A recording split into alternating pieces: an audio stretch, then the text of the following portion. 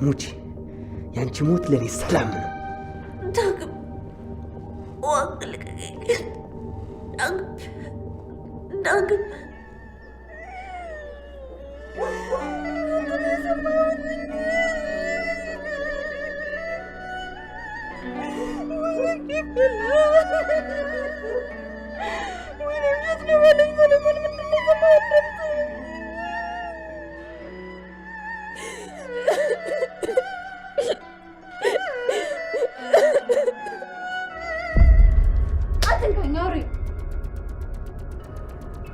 ብሌን ምን በጥፊ ስለመታው እኔንም ልትገለኝ ነው? ባሌን የገደለውን ሰው አገኘሁት። እውነት? ማን ነው?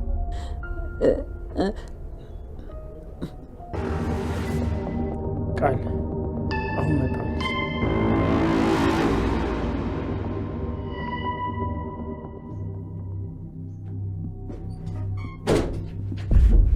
ቃልን ስማታ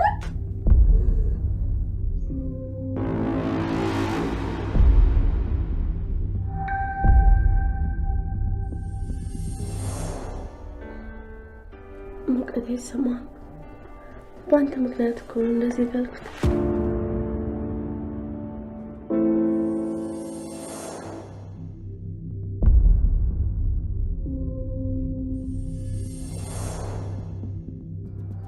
እኔ የምለው ግን ምን ተፈጥሮ ነው ጥላ ያወጣችሁ?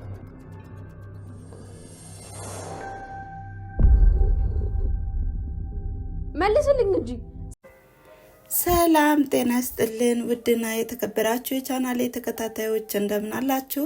ዛሬም በአደራ ድራማ መጥተናል ማለት ነው። እናንተም እንደተለመደው ላይክ፣ ሼር፣ ኮሜንት እያደረጋችሁ አበረታቱኝ። ስለምታበረታቱኝም ደግሞ ከልብ አመሰግናለሁ።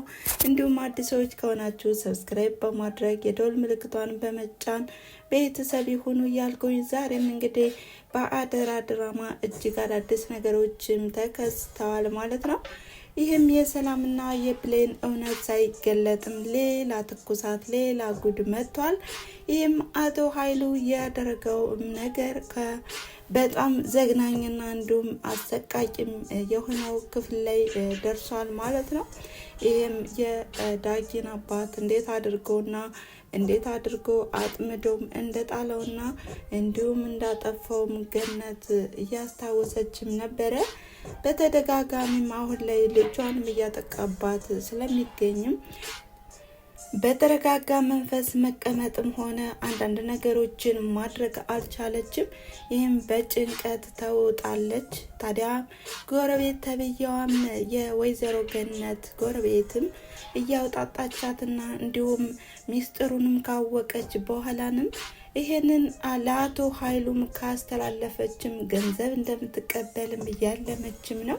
ታዲያ ወይዘሮ ገነትም እየተጨነቀችና እንዲሁም ምን ማድረግ እንዳለባት እያሰበችም ነበረ። ታዲያ እንግዲህ ጎረቤቷ በሚያሳዝን ሁኔታ እኔ ጎረቤትሽ አይደለሁም እንዴ? የሆነ ነገር ብሆን እንኳን አንቺ እኮ ነሽ ቀድመሽ የምትደርሽልኝ፣ ማን ከጎረቤት ይቀርባል? በማለትም በማሽበትበትና በማታለልም እንግዲህ ነገሮችን ለመስማትም ችላለች።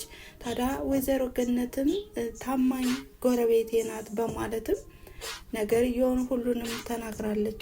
በዚህ ሰዓት ታዲያ የወይዘሮ ገነት ጓደኛ ወይም ጎረቤቷ በጣም በደስታ ተወጣለች። ይህም ጠቀም ያለ ገንዘብ እቀበልበታለሁ በማለትም ምክንያቱም ከዚህ በፊት እንግዲህ የአቶ ኃይሉንና የሰላምን ሁኔታም አንድ ባንድ እያቀባበለችም ትገኝ ነበረ። እንግዲህ እንደዚህ አይነት ሾካካ ጎረቤት በጣም ያስጠላል፣ በጣምም ያጠቃል ማለት ነው። እና ወይዘሮ ገነት ያው ትንሽ ተሸውዳለች ማለት ነው። ከዚህ ላይ ጋብ ማለት ነበረባት። ነገር ግን ጎረቤቴ ናት፣ ታማኝ ናት፣ ደግሞም አሳልፋት ትሰጠኝም በማለትም አምናትም ሁሉንም ነገር ነግራታለች ማለት ነው። በሌላ በኩል አሁን ላይ ቃልም ቢሆን ብሌንና ዳጊን በማይሆን ነገርም ተልከሽከሽ ባለ ነገርም አለያይታቸዋለች ማለት ነው።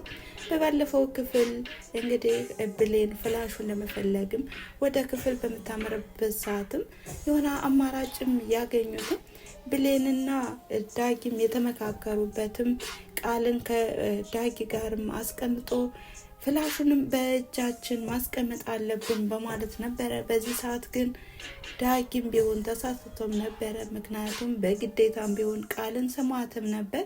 ታዲያ ስሞኛል፣ ያፈቅረኛል፣ ደግሞም አንቺ እህቱ እንጂ ፍቅረኛው አይደለሽም፣ ለኔ ነው ፍቅሬ ፍቅረኛዬ በማለትም ብሽቅ አድርጋታለች። በዚህም ሄዳ ዳጊንም ጠይቀዋለች። ታዲያ ዳጊም ብሌንን መዋሸት አልፈለግም እና ሁሉንም ነገር ተናግሯል። አዎ በወቅቱ እኔ ሳላስበው ነው የሆነው፣ ታዲያም በእናትሽ አትቀየሚኝ በማለትም ቢለምናትም ብሌን ግን ስሜታዊ ሁና ስቅስቅ ስትል ተመልክተናትም ነበረ። ይህም ቃሌን በላኸው፣ እምነቴን በላኸው፣ በጣም አፍቅሬህም ነበር፣ እኔ እኮ አምኜህም ነበር እያለችም በዳጊ ላይም በጣም ብዙ ነገሮችን ማውርዳበታለች። ይህንም የተመለከተውና የሰማው ዳጊም በጣም በስሜታዊ ነበረ ቃልን ሂዶ ያነቃት። ቃልም ቢሆን እባክህን አትነቀኝ፣ ምን አድርጌ ነው እያለችም የተማጸነችው ቢሆንም ሙች ምን አባሽ ትሆኛለሽ እያለም ሲናገርም እንግዲህ ጓደኛዋ ሄለንም ትመለከትም ነበረ። በዚህ ወቅትም ዛሬማ የመጨረሻ ሊገልሽ ነው የመጣው ማለት ነው፣ እረ ምን አቀላበጠ በማለትም ዝም ብላ ነበር የተመለከተችው።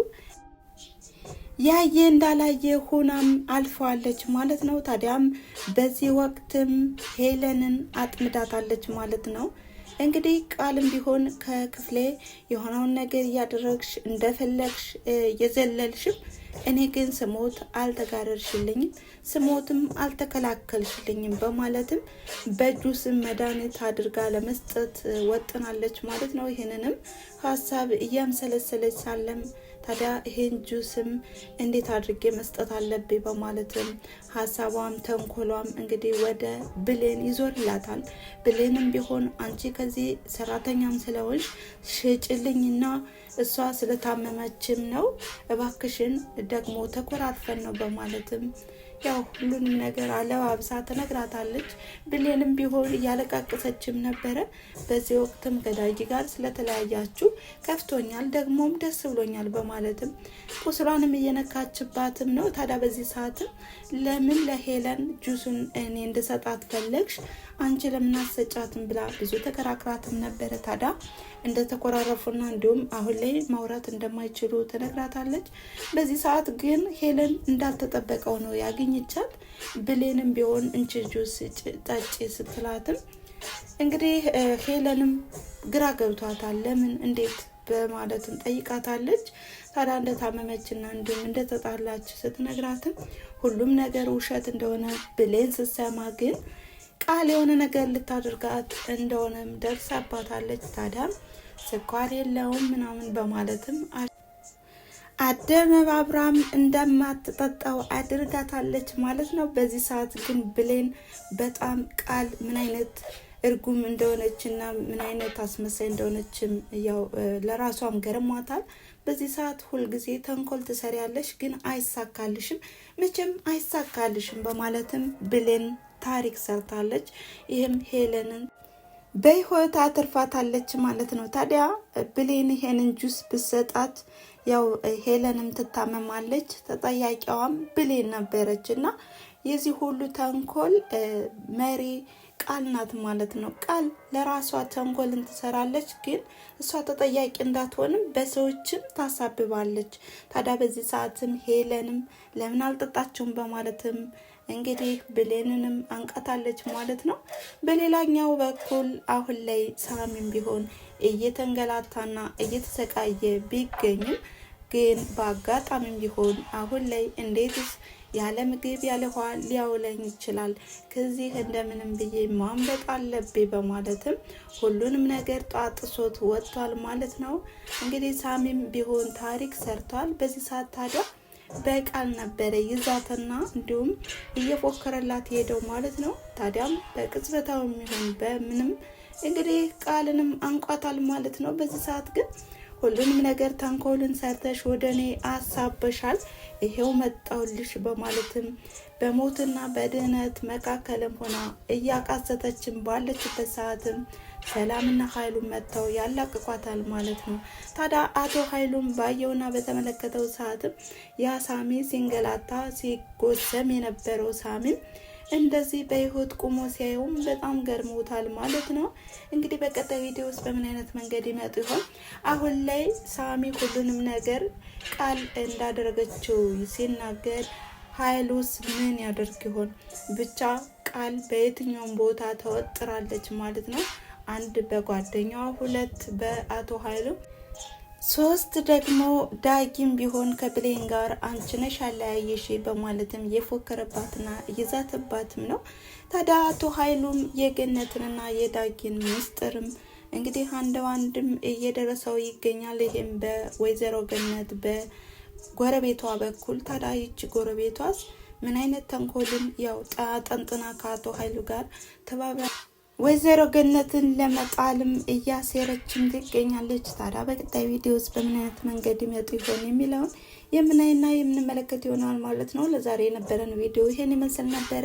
ስለተከታተላችሁኝና አብራችሁ ስለቆያችሁ ከልብ አመሰግናለሁ በማለት መልካም ጊዜ። ቻው።